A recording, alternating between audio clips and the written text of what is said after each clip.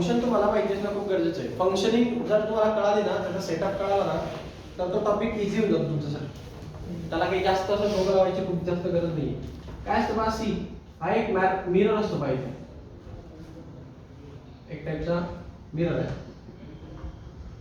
फक्त मिररला एक upper suspension लावलेलं असतं आपण, आणि त्याच्या खाली एक आयर्न कोर असते. आयर्न कोर म्हणजे मी तुम्हाला मागच्या वेळेस जी दाखवली होती ना, ते एक कंडक्टर होता का, तो फिरायचा असा गोल गोल. मी तुम्हाला सांगायचो हे रेक्टँग्युलर हे असणार, तशी फिरणार, तर कटिंग करणार, तशा टाईपची आयर्न कोर असते. कळलं का? कंडक्टरची आयर्न कोर असते, ज्याला जे मॅग्नेटिक कंडक्टर आहे याला एक नॉर्थ आणि साऊथ पोल लावलेला आहे. पहा डायग्राम समजून घ्या तर कळेल सगळं. नॉर्थ आणि साऊथ पोल, या आयर्न कोर पासून एक स्प्रिंग कनेक्ट केलेला आहे. हा स्प्रिंग आहे. ओके,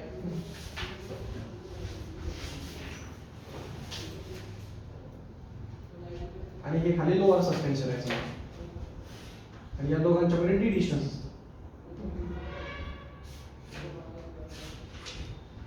टॉप व्ह्यू जर बघितलं तर हे झाला फ्रंट व्ह्यू, म्हणजे फ्रंटला इकडे टॉप व्ह्यू आहे. खाली टॉप व्ह्यू असं दिसतं.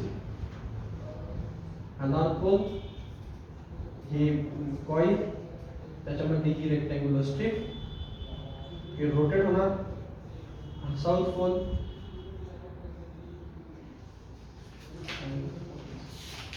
अपर सस्पेन्शन मूव्हिंग कॉईल,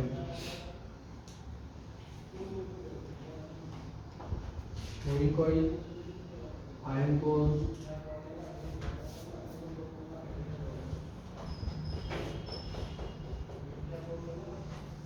फॉर्मर,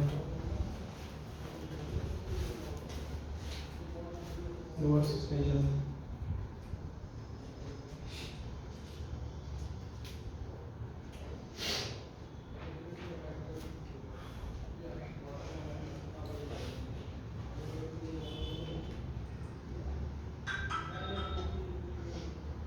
अपर सस्पेन्शन. ठीक आहे, हे बघा ही डायग्राम पहिले समजून घ्या काय होणार आहे तुम्ही.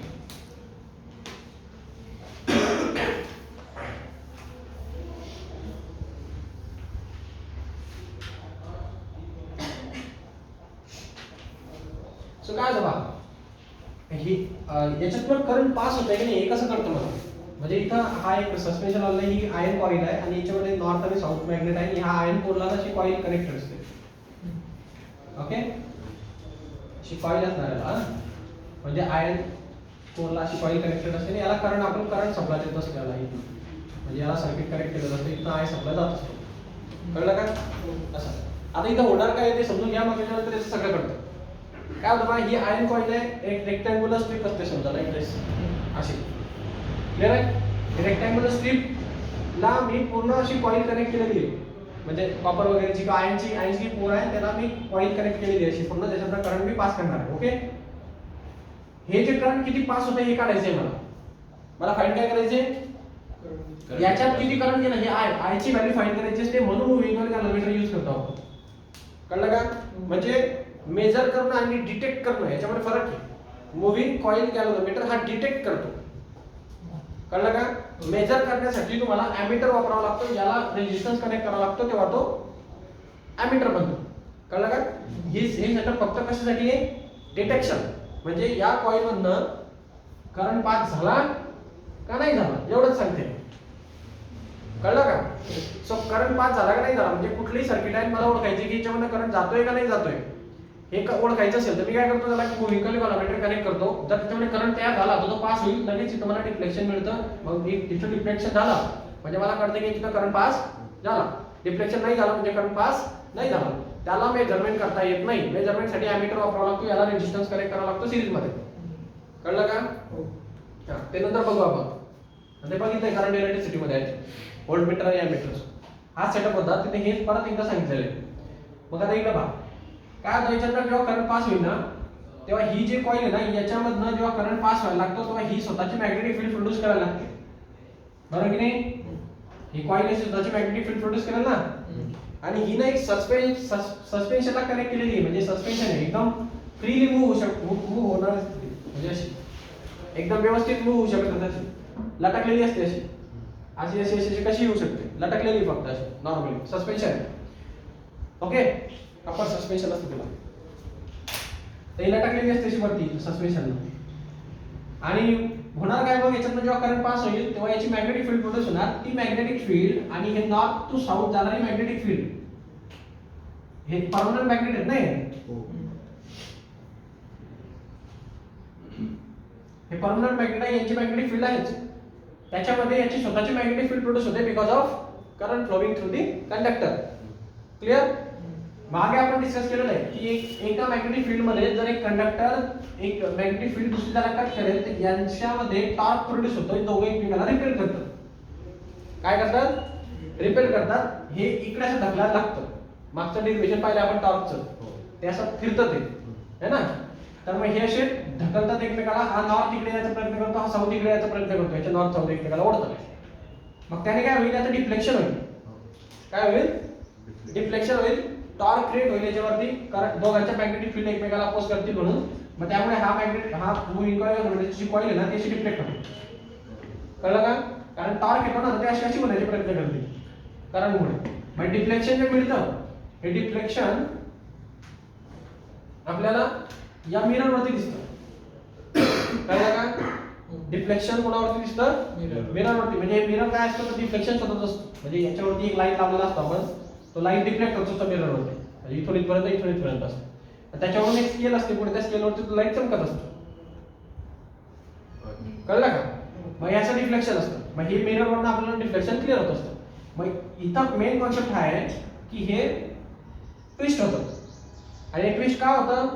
कारण याच्यातनं करंट जातो, आणि करंट गेल्याने काय होणार, त्याची मॅग्नेटिक फील्ड प्रोड्यूस होणार. ते झाल्याने काय होईल, या दोन्ही मॅग्नेटिक फील्ड एकमेकाला रेजिस्टन्स क्रिएट करून टॉर्क तयार करतील, आणि टॉर्कमुळे हे मॅग्नेटिक कॉईल ट्विस्ट होणार.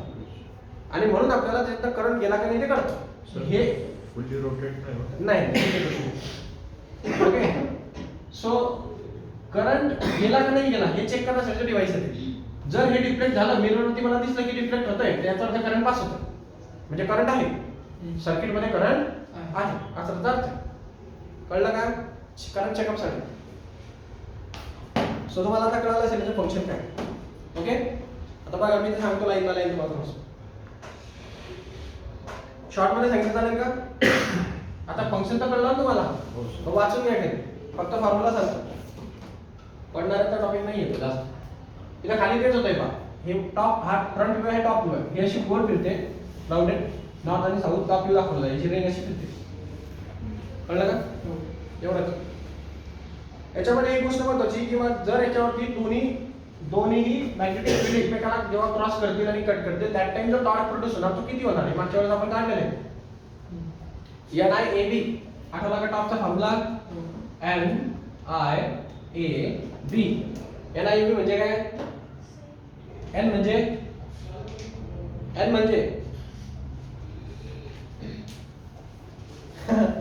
N म्हणजे काय असतं?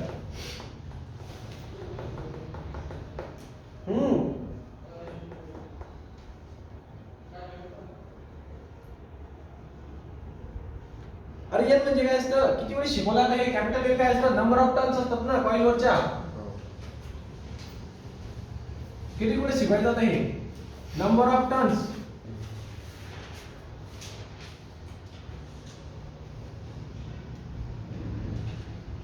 कॉइल. I म्हणजे काय?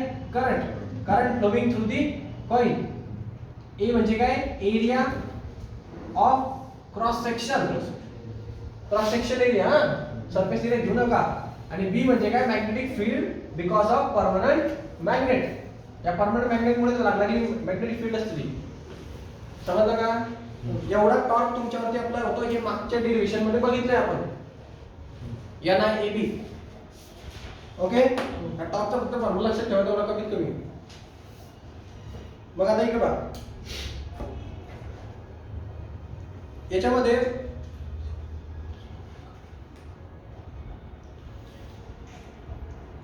जेव्हा हा ट्विस्ट होईल, म्हणजे हा जेव्हा ट्विस्ट होईल ना असा, तर याच्यामध्ये ट्विस्टिंग टॉर्क लागणार.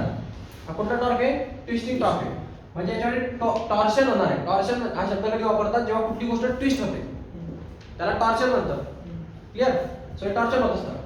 आता याच्यामध्ये बघा, याच्यामध्ये लागलेला जो टॉर्क आहे तो कोणावर डिपेंड आहे, हे जेवढं जास्त डिस्प्लेसमेंट देईल त्याच्यावरती ते डिपेंड असणार.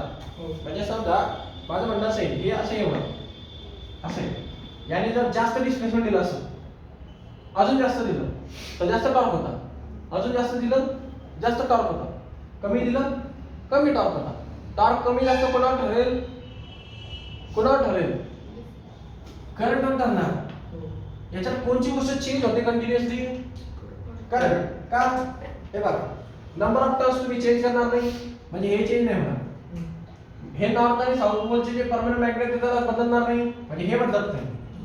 क्रॉस सेक्शन एरिया कॉइलचा सारखाच राहील, म्हणजे हा पण चेंज होत नाही. मग चेंज होता कोण, फक्त करंट असता बदलतो ना.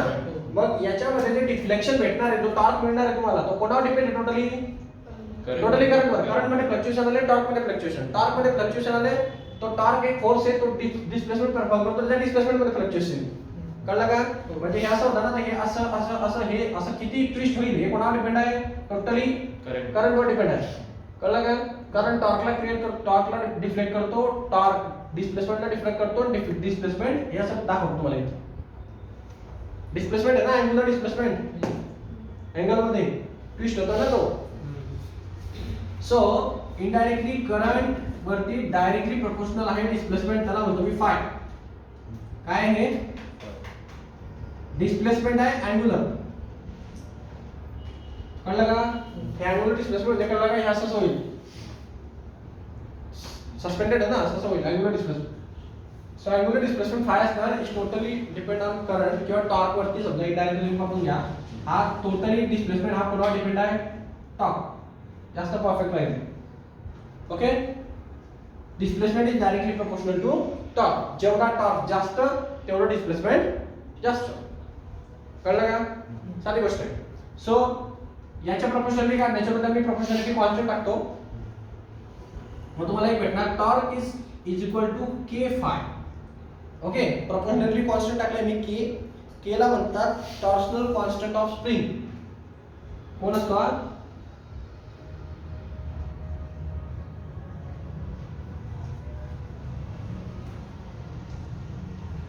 Torsional constant of spring. का टॉर्शन, मी आता सांगितलं तुम्हाला, कुठलीही गोष्ट जर ट्विस्ट होत असेल तर त्याला टॉर्शन म्हणतो आपण.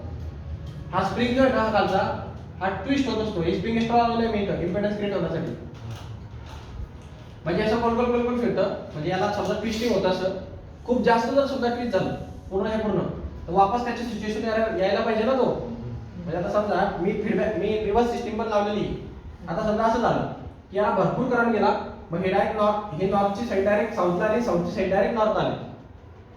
बरोबर, करंट जास्त गेल्यामुळे. मग आता मी जेव्हा करंट ऑफ करेल तेव्हा ही साईड परत इकडे आणि ही साईड परत इकडे पाहिजे की नाही, बरोबर की नाही? मग तसं कसं काय होईल? मग ते असं याच्यासाठी होतं की हा खाली एक स्प्रिंग लावलेला असतो, ते दोऱ्यासारखे. समजा एक दोऱ्याला मी गुंडाळून जमा केलं अशा टाईपचं आहे ना, आणि त्याला रिकामा केलं तर ते वापस ट्विस्टिंग देते ना.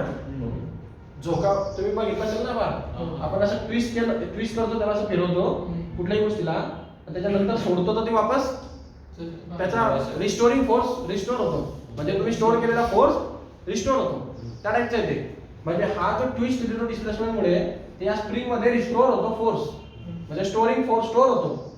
क्लिअर आहे का? कळलं का? डिस्प्लेसमेंट मुळे स्टोर होणारा एक फोर्स त्याला टॉर्शनल फोर्स म्हणतात, टॉर्शनल फोर्स ऑफ स्प्रिंग. जेव्हा हे या जाणारा करंट थांबतो तेव्हा हा टॉर्क लागणं बंद होतं, तेव्हा हा जो टॉर्शनल फोर्स याच्यामध्ये डेव्हलप झालेला आहे किंवा तुम्ही स्टोअर करून ठेवलेला आहे जेव्हा ट्विस्टिंग, तो लास्टला काय होईल, रिस्टोर होईल. म्हणजे तो वापस इकडची साईड इकडे येते, इकडची साईड इकडे जाते. कळलं का? हे स्प्रिंग मुळे खालचं त्याशी झालेली ना, त्याशी होणार हे खालच्या इथे, म्हणून हा स्प्रिंग लावला आहे, त्याचं काही काम नव्हतं. कळलं का? सो याला म्हणतात, हे टॉर्च, हा जो स्प्रिंग लावलेला असतो याचा टॉर्शनल कॉन्स्टंट असतो. म्हणजे त्याच्यामध्ये किती एनर्जी वगैरे स्टोअर होणार त्याच्याबद्दलचा कॉन्स्टंट आहे. त्या स्प्रिंगची क्वालिटी दाखवतो. कळलं का? स्प्रिंग कॉन्स्टंट म्हणतात तुम्ही त्याला सोप्या भाषेत. मग हे के फाय दाखवतो. मग टॉर्कचा फॉर्म्युला तुम्हाला माहिती आहे, टॉर्कचा फॉर्म्युला काय असतो, NIAB. मग टाकू का तुम्ही? सो काय होणार तो, NIAB is equal to k phi. कळतंय ना? के म्हणजे काय, स्प्रिंग कॉन्स्टंट आहे जो की टॉर्शनला रिप्रेझेंट करतो, ट्विस्टिंगला. त्यानंतर फाय म्हणजे काय, displacement angular displacement of the coil. आणि टॉर्क म्हणजे काय, टॉर्क जो डेव्हलप होतो या दोन कॉइलच्या मॅग्नेटिक फील्ड मुळे जो टॉर्क डेव्हलप होतो तो टॉर्क आहे. याला येते क्लियर. एन म्हणजे number of the turns, I म्हणजे current, area of cross section of the coil, magnetic field of the permanent magnet. B clear आहे. जाऊ पुढे.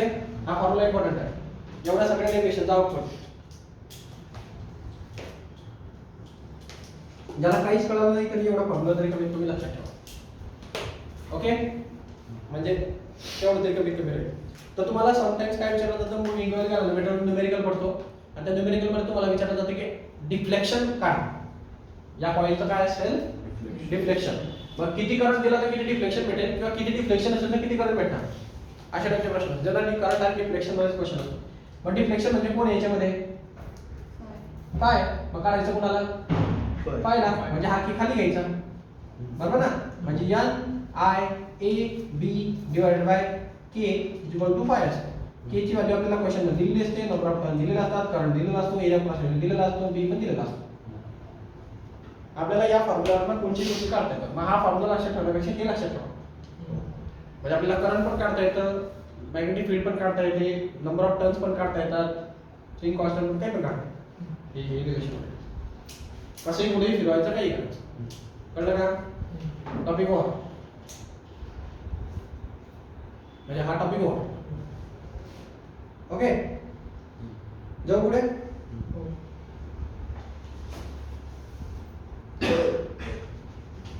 आता हे खूप जुन्या जमान्यातलं फिजिक्स झालं ना. हे कधीचं फिजिक्स आहे, 1800 मध्ये.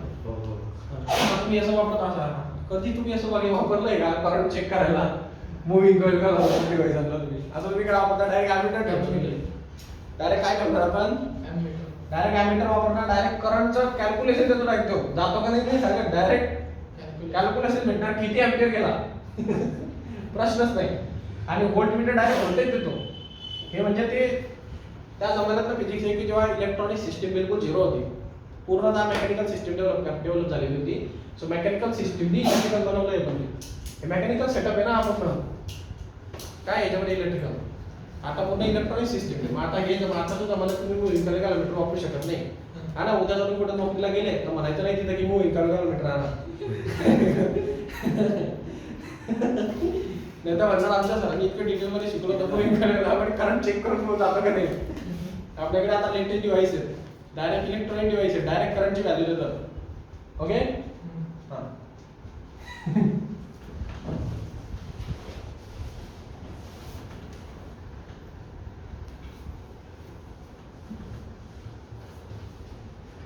फक्त फॉर्म्युला लक्षात ठेवा.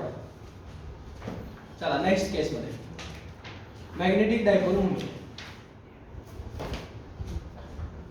ओके, सो बघा मॅग्नेटिक डायपोल मोमेंट शिकवायला जरा वेळ लागेल. असा एक छोटा टॉपिक बघू इथे शिकवता येईल असं.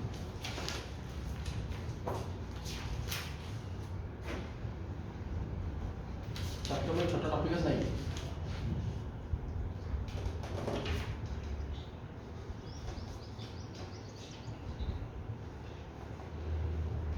बरं झालं मॅग्नेटिक डायपोल मोमेंट शिकवतो.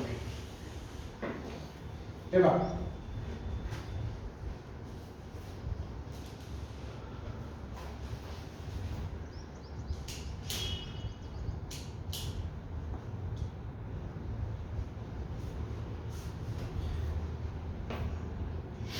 मॅग्नेटिक डायपोल मोमेंट म्हणजे काय, एक सपोज एक कंडक्टर असेल, बरोबर, याला तुम्ही मॅग्नेटिक फील्ड मध्ये ठेवताय, याला एक कॉईल कनेक्ट केलेली तुम्ही, बरोबर, आणि याला नॉर्थ आणि साऊथ पोल होते, इकडे नॉर्थ होता इकडे साऊथ होता. क्लिअर आहे. याच्यामधनं जेव्हा करंट पास होणार आय, तेव्हा हा मोमेंट देतो. आता तर झालं ना, हे मॅग्नेटिक फील्ड जाऊन याला कट करेल, ही मॅग्नेटिक फील्ड याला जाऊन करेल, हा इकडे जाण्याचा प्रयत्न करेल, हा इकडे जाण्याचा प्रयत्न करेल. कळलं का. So exact equal and opposite forces लागतात त्याच्या दोन पोलला. समजलं का. एक अपवर्ड डायरेक्शन त्याला असं ओढतो आणि हा साऊथ, हा डाऊनवर्ड डायरेक्शन त्याला असं खाली ओढतो. कळलं का. त्याच्यामुळे हा काय होणार, याच्या ऍक्सिसच्या भोवती ट्विस्ट होणार असं. समजलं का. तर हे जे दोन फोर्सेस त्याच्या पोलला लागले ना, याला मॅग्नेटिक डायपोल मोमेंट म्हणतात. म्हणजे मॅग्नेट्समुळे त्याच्या पोलला, डायपोलला म्हणजे दोन्ही पोलला मोमेंट झाली. नाही कळलं? नाही कळलं? परत सांग.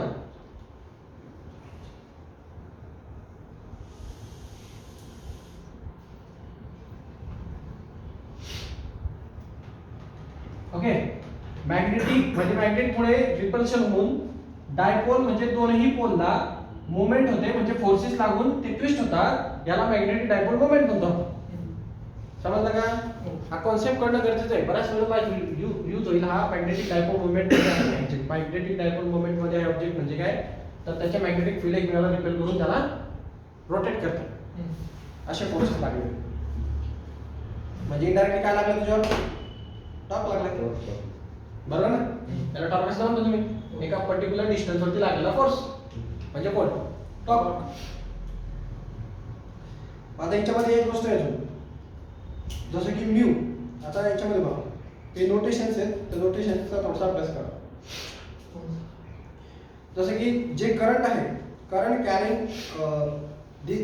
Carrying coil can be describe with a vector mu vector it's magnetic dipole moment. म्हणजे त्याच्यामध्ये जे करंट जातं ना त्याला आपण म्यू वेक्टरने रिप्रेझेंट करतो, करंटच्या डायरेक्शनला. याच्यामध्ये इथं दाखवले त्यांनी या बुकच्या हिशोबाने. म्यू वेक्टर म्हणजे काय? करंटची डायरेक्शन वेक्टर आहे. कळलं का? करंटचा डायरेक्शन वेक्टर येतो, म्हणजे करंट कुठल्या डायरेक्शनला जाईल हे कोण रिप्रेझेंट करणार? Mu vector. हे थोडंसं वेगळी टर्म आहे तुमच्यासाठी, लक्षात ठेवा. नॉर्मली म्यू हा कॉन्स्टंट असतो, पण इथं वेक्टर आहे. कळलं का? म्हणजे या ठिकाणी व्हेरिएबल आहे. आता याच्यामध्ये कसं असतं की हे जे तुमच्या करंटची डायरेक्शन किंवा मॅग्निट्यूड असणार करंटची, तर तो जो वेक्टर आहे तो कसा रिप्रेझेंट केला जातो इथं?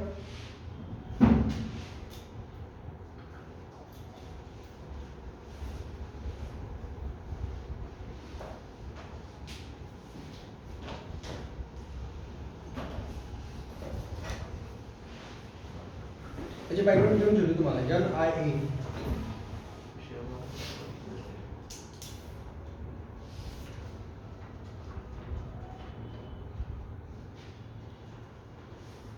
डायरेक्ट घेतलेली.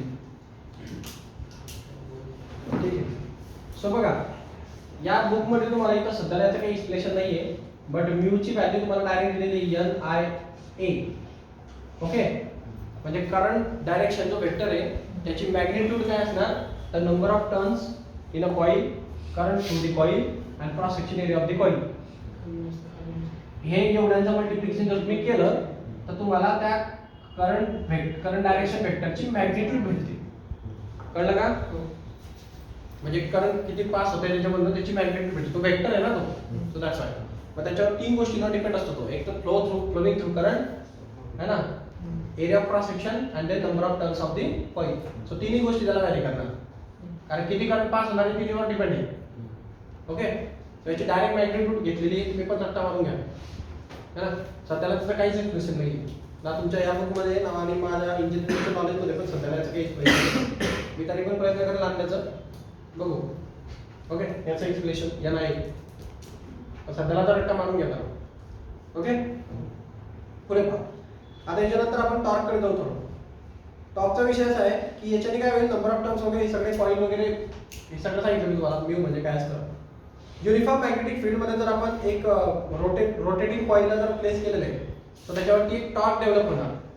ओके, म्हणजे एक युनिफॉर्म मॅग्नेटिक फील्ड आहे, त्याच्यावरती एक रोटेटिंग कॉइलला मी प्लेस केलेलं आहे, त्याच्यावरती काय डेव्हलप होतोय?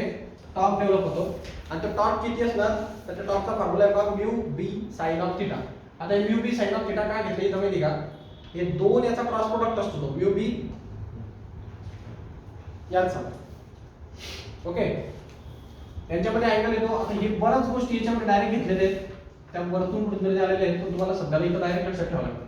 So torque develop in a moving coil is equal to mu म्हणजे त्याचा current vector NIA mu B sine of theta. आता म्यू बी काय आलंय माहिती का? तुमचा जो फॉर्म्युला होता टॉर्कचा तो आठवा, NIAB आठवला का? आठवलं का?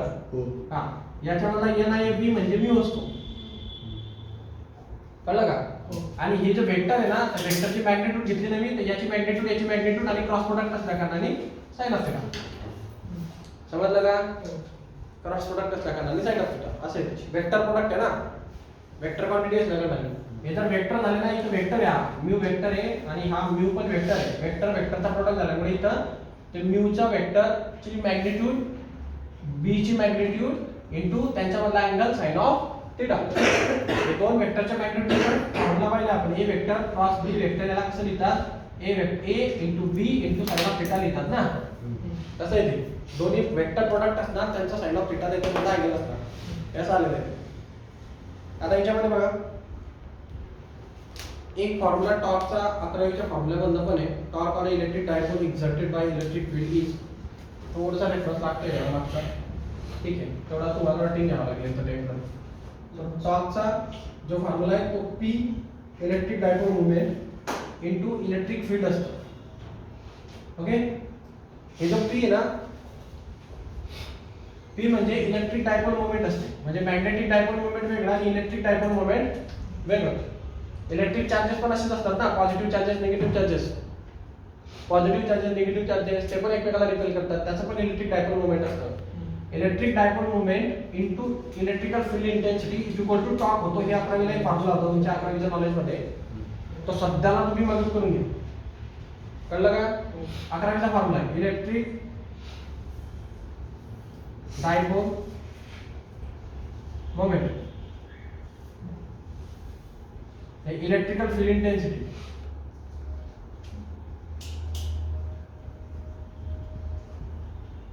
टेम्पररी याला तुम्हाला रटावंच लागणार आहे, तर रेफरन्स नाही. ओके,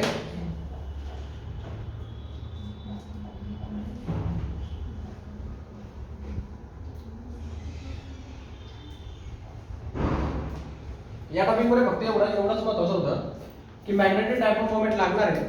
मॅग्नेटिक डायपोल मोमेंट किती लागणार? तर NIA एवढा त्याचा करंट डायरेक्शन तो वेक्टर असतो तेवढं लागतं. याच्यामध्ये जर टॉर्क डेव्हलप होतो, तर टॉर्क किती डेव्हलप होतो? तर mu B sine of theta एवढं डेव्हलप होतो. कळलं का? म्यू म्हणजे काय आहे? करंटच्या डायरेक्शन वेक्टर आहे. जर तो तुम्हाला दिलेला असेल तर डायरेक्ट घ्या, त्यांच्यामधला अँगल पाहिजे असेल तुम्हाला थिटाची व्हॅल्यू टाका आणि सॉल्व्ह करा. जर तुम्हाला इलेक्ट्रिक डायपोल मोमेंट दिलेला असेल तर हा फॉर्म्युला. कळलं का? फक्त फॉर्म्युलासाठी इम्पॉर्टंट टॉपिक आहे, बाकी स्किप करा. थेरॉटिकल वगैरे मध्ये येण्याचे चान्सेस निग्लिजिबल. कळलं का? थेरी बिरीचा काही प्रश्नच नाही, फक्त concept, formula, meaning, that's it. Minimum आणि मॅक्सिमम पोटेन्शियल एनर्जीचा पण हा पण एक टॉपिक आहे पाहिजे की जर का minimum potential energy, minimum magnetic potential energy of a magnetic dipole mu vector in a magnetic field B at that time and maximum magnetic potential energy of magnetic dipole. So बरंच shortcut घेऊन टाकले याने तर, पण ठीक आहे. हे potential energy खाली समजा तुम्हाला ते वरती काढणार नाही. पोटेन्शियल एनर्जी घेतल्यानंतर शिकवतो आपण.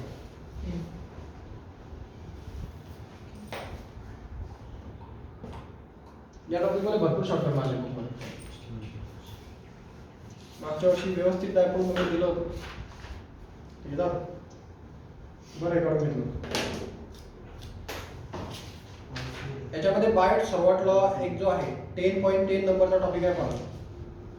10.10 नंबरचा टॉपिक आहे ना, त्याला मार्क करा. IMP बायट सर्वात लॉ करायचा आहे तुम्हाला, कॉम्पिटिटिव्हला पण याला. आजच्या लेक्चरमध्ये फक्त महत्त्वाचं होतं इक्विलिब्रियम मीटरचं स्ट्रक्चर, त्याचा फॉर्म्युला. ओके, आणि मॅग्नेटिक डायपोल मोमेंट म्हणजे नेमकं काय असतं, त्याच्यामध्ये करंटच्या डायरेक्शनचा वेक्टरचा फॉर्म्युला, टॉर्कचा फॉर्म्युला, टॉर्कचा इलेक्ट्रिक डायपोल मोमेंटच्या फॉर्मॅटमध्ये फॉर्म्युला. एवढ्या 3 गोष्टी लक्षात राहिल्या, आजचं लेक्चरचा आउटपुट संपलं.